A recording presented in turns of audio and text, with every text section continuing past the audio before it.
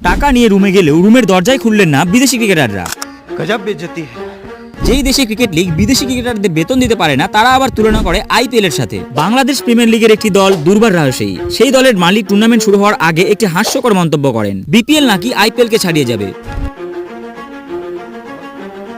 হ্যাঁ, ছাড়িয়ে গেছে, তবে লজ্জার সব রেকর্ড ছাড়িয়ে গেছে। গত 26শে জানুয়ারি বাংলাদেশ প্রিমিয়ার লিগে দুর্বার রাজশাহী রংপুর রাইডার্সের বিপক্ষে খেলতে নামে, তবে কোনো বিদেশি ক্রিকেটার ছাড়াই, কারণ বিদেশি প্লেয়াররা ধর্মঘট করে বসে। তাদের দাবি, আমরা টাকা ছাড়া খেলবো না। এ বিষয়ে তাসকিন আহমেদ, যিনি দুর্বার রাজশাহীর ক্যাপ্টেন, তাকে প্রশ্ন করা হলে সে জানায়, আমি নিজে প্লেয়ারদের কাছে গিয়েছি এবং রিকোয়েস্ট করেছি, কিন্তু তারা তাতেও রাজি হয়নি। আমি আর কি করব, আমিও তো একজন খেলোয়াড়। ওয়ার্ল্ড ক্রিকেট অ্যাসোসিয়েশন অনেক আগেই এ বিষয়ে সতর্ক করেছিল যে বাংলাদেশ প্রিমিয়ার লিগ একটি ঝুঁকিপূর্ণ লিগ। এবার তা সত্যি হলো। তবে শোনা যাচ্ছে শেষ পর্যন্ত টাকা নিয়ে প্লেয়ারদের রুমে গিয়েছিল কর্তৃপক্ষ, তবে ততক্ষণ অনেক দেরি হয়ে গেছে, তারা রুমের দরজাই খোলেননি। এ বিষয়ে ডিটেল ভিডিও চাইলে চ্যানেলটিকে সাবস্ক্রাইব অবশ্যই করবেন আর কমেন্টে আপনার মতামত অবশ্যই জানাবেন।